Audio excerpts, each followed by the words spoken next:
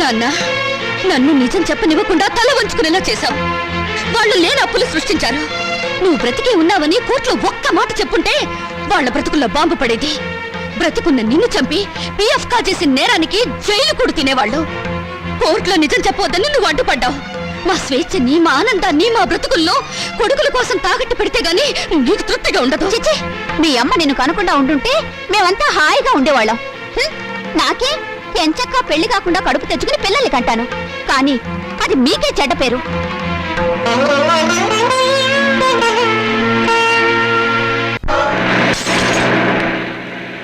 అరే బ్రదర్, నాన్నని మౌనికని మోసం చేసినట్టు నన్ను మోసం చేయవు కదా?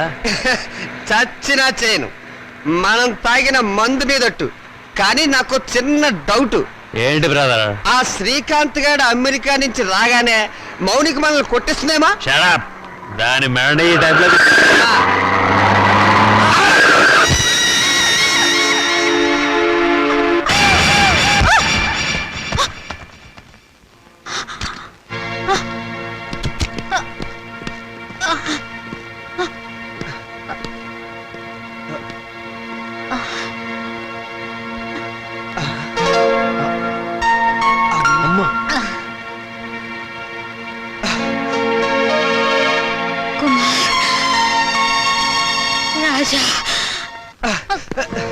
మాతృదేవో భవ మాయమాట, పితృదేవో భవ పిచ్చి మాట,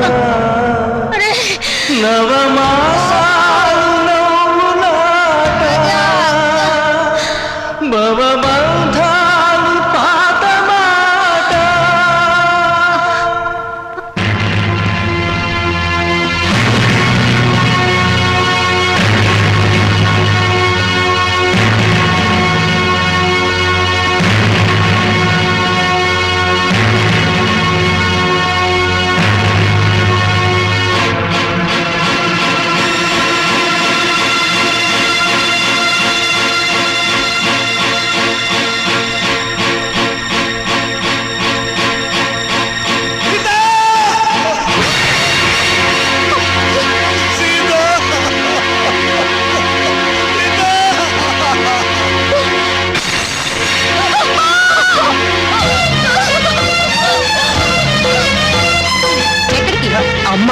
అమ్మ లేదు, బొమ్మ లేదు.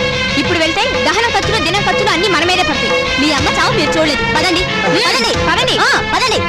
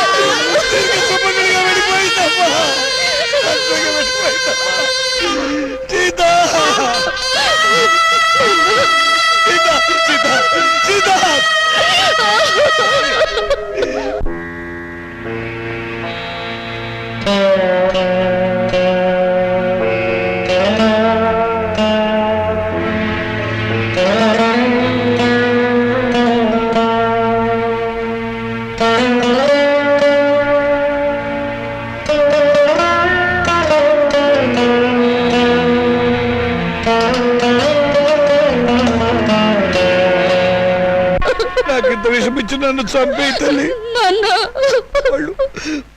వాళ్ళు నన్ను మళ్ళీ మోసం చేశారమ్మా. కొడుకులు మళ్ళీ మళ్ళీ మోసం చేయడం, తండ్రులు మళ్ళీ మళ్ళీ మోసపోవడం ఇప్పటి వరకు నడుస్తున్న చరిత్రే కదా నాన్న. ఇలా జరుగుతుందని నాకు ముందే తెలుసు నాన్న. ఆ చరిత్ర ఇలాంటి కూతురు చేతుల్లో సమస్య పోవాలమ్మా, నగ్నమైపోవాలి.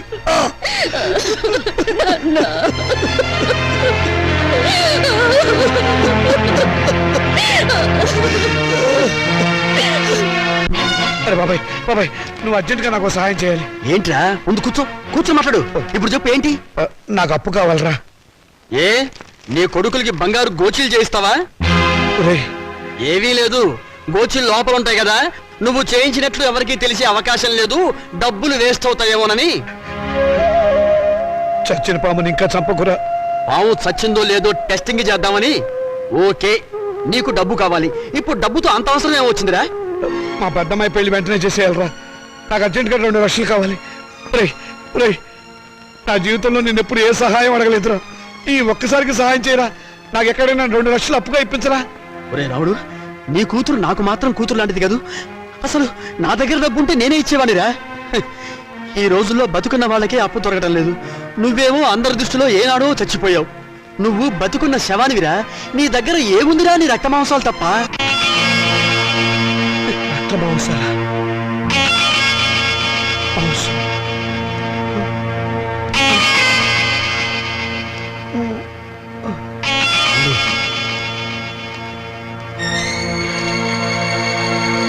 నీ దగ్గర ఏముందిరా? నీ రక్త మాంసాలు తప్ప. నీ దగ్గర ఏముందిరా? నీ రక్త మాంసాలు తప్ప.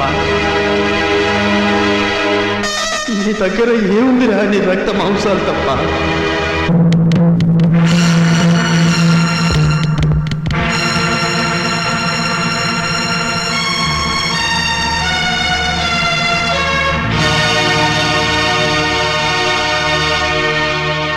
సారీ రామచంద్రయ్య గారు, మీ 2 కిడ్నీల్లో ఒకదాని కండిషన్ బాగుండలేదు. అందుకని రెండోది ఇంకొకరికి ఇచ్చే అవకాశం లేదు. ఇస్తే ఏమవుతుంది డాక్టర్? మీ ప్రాణానికే ప్రమాదం. పర్వాలేదు డాక్టర్, నాకు బ్రతకాలని ఆశ లేదు. నేను ఎప్పుడు చచ్చిపోయాను. నాకు ఇప్పుడు డబ్బు చాలా అవసరం.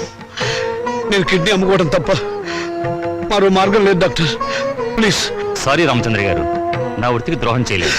అలా అడగండి డాక్టర్, ప్లీజ్. మీకు చేతులెత్తి నమస్కారం పెడతాను. నాకు జీవితంలో ఇది ఒక్కటే అవకాశం. నాకు ఈ సహాయం చేయండి. Please help me. నాకు ఆపరేషన్ చేయండి డాక్టర్. నాకు ఆపరేషన్ చేయండి. అండర్స్టాండ్. ఆపరేషన్ చేస్తే మీ లైఫ్ డేంజర్. డాక్టర్, పర్వాలేదు డాక్టర్, నేను చచ్చిపోయినా పర్వాలేదు. నేను చస్తే అక్కడ 2 ప్రాణాలు బతుకుతాయి డాక్టర్. డాక్టర్, మీ కాళ్ళు పట్టుకుని ప్రార్థిస్తున్నాను డాక్టర్. మీ కాళ్ళు పట్టుకుని ప్రార్థిస్తున్నాను. ప్లీజ్. నా జీవితంలో ఈ భారతంలో చేసిన అన్యాయాన్ని ప్రాయశ్చిత్తం చేసుకోవాలి డాక్టర్. ఆ మంచి అవకాశం ఇప్పుడు వచ్చింది డాక్టర్. ఇప్పుడు వచ్చింది. మీరు కాదంటే ఇప్పుడే ఇక్కడే నేను విదేశీ చచ్చిపోతాను డాక్టర్. రామచంద్రయ్య గారు, ప్లీజ్. కల్పన, త్వరగా రెడీ చేయండి. సాయంత్రం డిస్పాచ్ చేయాలి. అమ్మా మౌని, నేను ఒకసారి మన ఊరు వెళ్ళొస్తానమ్మా. ఇప్పుడంత అవసరం ఏంటి నాన్న? అవసరం ఉండి కాదమ్మా, మనశ్శాంతి కోసం. నిజమే నాన్న, మా నూరెళ్ళి 4 రోజులు ప్రశాంతంగా ఉండిరండి. అలాగేనమ్మా. నాన్న, ఈ డబ్బు మీ దగ్గర ఉంచుకోండి. వద్దమ్మా, వద్దు. ఇక నేను ఈ రుణబాధను భరించలేను. ఇవ్వవలసిన చేత్తో పుచ్చుకోవాల్సి రావటం. నాన్న, తండ్రి బిడ్డల మధ్య ఆత్మీయత అనుబంధం ఉండాలి, కానీ రుణానుబంధం ఉండకూడదు. నిజమేనమ్మా, నీ పట్ల నేను ఎప్పుడు తండ్రిగా ప్రవర్తించలేదు. అందుకే ఇప్పుడు రుణగ్రస్తుని అయిపోయాను. అది తీర్చుకునే ఒకే ఒక్క అవకాశం నేను చచ్చిపోయే లోపుగా ఇవ్వమని ఆ భగవంతుని ప్రార్థిస్తున్నానమ్మా. నాన్న, ఇవేం మాటలు? మీరింకేం మనసులో పెట్టుకోకుండా ప్రశాంతంగా వెళ్ళిరండి. అక్క పెళ్ళి, ఈ అప్పుల సంగతి నేను చూసుకుంటాను. మీ ఆరోగ్యం జాగ్రత్తగా చూసుకోండి. మీకేమన్నా అయితే నేను భరించలేదు. అలాగేనమ్మా. పసుపు కుంకుమలతో, పిల్ల పాపలతో, ఆయురారోగ్యాలతో నిండు 100 ఏళ్ళు జీవించమ్మా. జీవించు.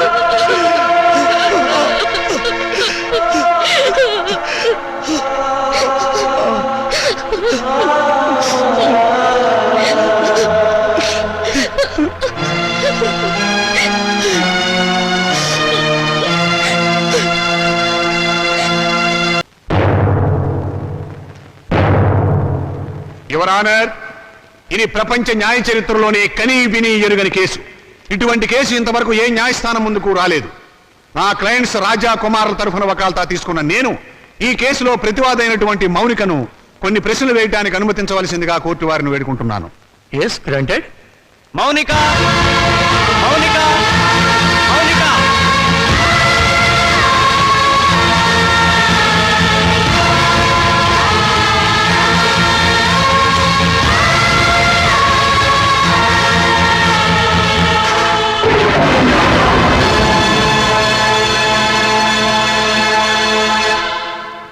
చూడమ్మా మౌనిక, కుమార్ రాజాలు నీకేమవుతారు? కీర్తిశేషులు. తెలుగు రాదా? చచ్చిపోయిన వాళ్ళు. చూశారా చూశారా, ఈ అహంకారంతోనే ఈ మౌనిక సంవత్సరం క్రితం కోర్టుకెక్కింది. హిందూ వారసత్వ చట్టం 1956 ఏపీ యాక్ట్ సెక్షన్ 13A ప్రకారంగా తండ్రి సంపాదించిన ఆస్తిలో కొడుకులతో పాటు కూతుళ్లకు కూడా వాటా ఉందని కోర్టుకెక్కి పోరాడి గెలిచింది. ప్రస్తుత విషయానికి వస్తే నా క్లయింట్స్ తండ్రి రామచంద్రయ్య గారు తన మూత్రపిండాల్ని 2 లక్షల రూపాయలకు అమ్ముకున్నాడు. ఆనాడు న్యాయం, చట్టం, వారసత్వం అంటూ పోరాడి తన ఆశక్కును గెలుచుకున్న ఈ మౌనిక తన తండ్రి మూత్రపిండాలమ్మి సంపాదించిన 2 లక్షల రూపాయలు తండ్రి ఆస్తేనని, తనతో పాటుగా తన అన్నలకు కూడా దాంట్లో వాటా పంచాలి అన్న ఇంగిత జ్ఞానం లేకుండా వాళ్ళని మోసం చేసే డబ్బు మొత్తం కాజేసింది.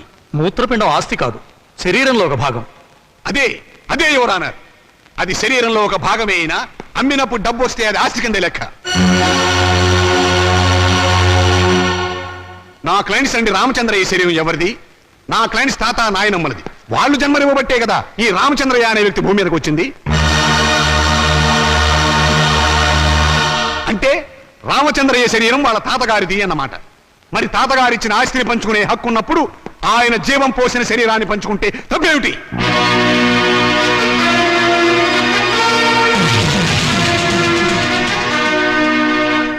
మిస్ మౌనిక, నీ తరఫున లాయర్ ఎవరైనా ఉన్నారా? లేరు, అక్కర్లేదు. వాస్తవాలు చెప్పడానికి లాయర్ ఎందుకు?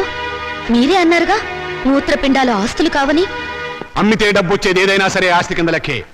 కళ్ళు, చెవులు, గుండె, నెత్తురు వీటన్నిటికి అమ్మినందుకు రేటు ఉంది. ఇవన్నీ ఆస్తి కదా యువర్ ఆనర్. లాయర్ గారు, మీరు కరెక్టే. మీ గుమస్తాకు మీరు జీతం ఎంత ఇస్తారు? 1000 రూపాయలు. ఎందుకు? నాకు సర్వీస్ చేసినందుకు. మీకు సర్వీస్ చేసిన మీ గుమస్తాకి మీరు 1000 రూపాయలు ఇస్తుంటే మమ్మల్ని కని పెంచి పెద్ద చేసినందుకు మా అమ్మకు, నాన్నకు మేమేమిస్తే మాత్రం రుణం తీర్చుకోగలం? కనీ పెంచడం కూలి కింద రాదు. ఎందుకు రాదు? తల్లిదండ్రులు వాళ్ళ కామం తీర్చుకోవడానికి ఏకమవుతారు. ఏకమైనప్పుడు మేమెందుకు పుట్టాలి? అది సుశీధర్మం. ధర్మం కాదు, శ్రమ.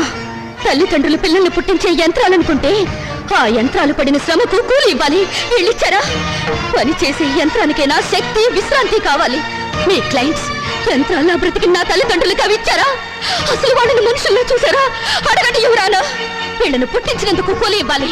9 నెలలు మోసిన మా అమ్మ కూలి ఇవ్వాలి. మా నాన్న నిద్ర పంచినందుకు దానికి రేటు కట్టాలి. అమ్మ దగ్గర తాగిన పాలకు, వాళ్ళు పెట్టిన కష్టాలకు, కడుపు మంటకు, మా తల్లిదండ్రుల పడ్డ ఆవేదనకు రేటు కట్టాలి. కట్టమనంట రేటు. శంకర్రావు గారు, మీ సమాధానం ఏమిటి? ఈ వాదనకి అర్థం లేదు యువర్ ఆనర్. ఉంది, అర్థం ఉంది యువరానా. నా తల్లిదండ్రులకు కూలి ఇవ్వమని మీరు జడ్జిమెంట్ చెప్తే వాళ్ళమ్మ కూడా కూలి కోసం కోర్టుకెక్కుతుందని ఆయనకు భయం. Silence, silence. యువర్ ఆనర్, మీరు ప్రతివాదిని మందలించాలి. మౌనిక, మన తాతలకి షుగరు, బీపీ ఉంటే అది వంశంలో అందరికీ వస్తుంది, అవునా? అవును. మరి రోగాలను పంచుకున్నప్పుడు ఆ రోగాలకు కారణమైన అవయవాలను పంచుకోవడంలో తప్పులేదుగా? పంచుకోవచ్చు. Note this point your honour. Lawyer గారు, మా తాతగారు చాలా మంచివారు. ఎందుకు? బుద్ధిమంతుడు కాబట్టి. ఆయన్ని కొడుకులు బాగా చూసుకునేవారు. ఎందుకు? జన్మనిచ్చాడు కాబట్టి. మరి రోగాలు వంశంలో అందరికీ వచ్చినప్పుడు బుద్ధులు కూడా రోగాలతో పాటు రావాలిగా. మీ క్లయింట్స్ కి వచ్చినాయా లేదా అని అడగండి ఒకసారి. రాలేదు కాబట్టే కోర్టుకెక్కారు. ఒక చెట్టుకు కాసిన కాయలన్నీ ఒకే రకంగా ఉండవుగా. కానీ కాయలు చెట్టును చంపవుగా. మీ క్లయింట్స్ మా నాన్నగారి మూత్రపిండాలమ్మిన సొమ్ము కోసం ఈ కోర్టుకెక్కారు. కానీ కానీ మా నాన్నగారు లేరు. సంవత్సరం క్రితం చచ్చిపోయారు. పచ్చి అబద్ధం. ఆయన బతికే ఉన్నారు. యువరానా, నా మాజీ అన్నలు వీరి క్లయింట్స్ సంవత్సరం క్రితం మా నాన్నగారు చచ్చిపోయారని డాక్టర్ సర్టిఫికేట్ ఇచ్చి ప్రావిడెంట్ ఫండ్, పెన్షన్ తీసుకున్నారు. ఈ డెత్ సర్టిఫికేట్ వాళ్ళు ఇచ్చిందే యువరానా. చూడండి, ఎప్పుడో చచ్చిపోయిన మా నాన్నగారు ఇప్పుడు ఎలా వచ్చారు? ఆయనకు మూత్రపిండాలు ఎలా ఉంటాయి? చెప్పండి యువరానా, చెప్పండి.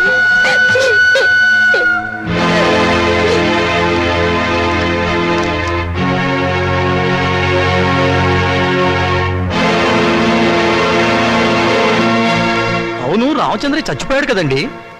అది సంవత్సరం క్రితం చచ్చిపోయిన వాళ్ళకి బూడిద తప్ప ఇంకేముంటుంది యువరానా?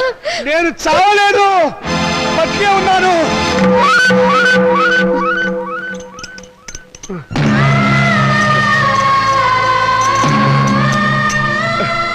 నేను చావలేదు యువరానా, బతికే ఉన్నాను. అరే ఈయన బ్రతికే ఉన్నాడుగా. నన్ను ఆ బోన్ దగ్గర తీసుకెళ్ళు. చూరానా, మీరు లా పుస్తకాలు చదివి తీర్పు చెప్తారు, లా లేని ప్రపంచం తీరును, రక్త సంబంధం తీరును చూసి తీర్పు చెప్తారు. ఆలోచించండి. కొడుకుల పిచ్చిలో పడి కూతుర్లకు అన్యాయం చేశాననే బాధలు ఈ వెర్రి తండ్రి 2 లక్షలకు మూత్రపిండం అమ్ముకున్నాడు. ఆ సొమ్ములో వాటా కావాలని వీళ్ళు కోర్టుకెక్కారు. తల్లిదండ్రుల రక్త మాంసాలు పంచుకునేవి కావు. ప్రపంచంలో ఏ కోర్టులోనూ ఇటువంటి కేసు ఏ బిడ్డ ఏ తండ్రి మీద వేయలేదు. ఆ అదృష్టం మన రాష్ట్రానికి దక్కింది ఎటువంటి కొడుకుల దయ వల్ల. జోరానా, తండ్రి మాట కోసం రాముడు 14 ఏళ్లు అడవికి వెళ్ళాడు.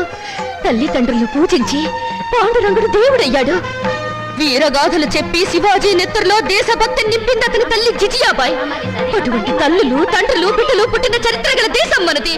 ఓ చరిత్రలో పుట్టిన పురుగులు నా అన్నలు. శిబి చక్రవర్తి కర్ణుడు వాళ్ళ శరీరాలను కోసి దానం చేస్తే కన్ను వాళ్ళను కోసి పెళ్ళాలతో పలా వండించుకుని తినాలనే పుర్రెలు వీళ్ళవి. అందుకే రక్త మాంసాల కోసం కోర్టుకెక్కారు. కుక్క మాంసం తినదు, కానీ మనిషి మాంసం కోసం, కన్ను వాళ్ళ మాంసం కోసం ముందుకొచ్చారు. నాగరికతకు పట్టిన చెడ పురుగులు బిడ్డ. ఇటువంటి వాళ్ళను క్షమించి వదలకూడదు యువరానా. చెప్పండి మీ జడ్జిమెంట్. దేశ జనాభా పెరగకుండా ఆపరేషన్లు చేయించడం కాదు, ఇటువంటి మాతృహంతకులు, పితృహంతకులు దేశంలో పెరగకుండా కొత్త ఆపరేషన్లు కనిపెట్టమని సైంటిస్టులకు చెప్పండి యువరానా, చెప్పండి.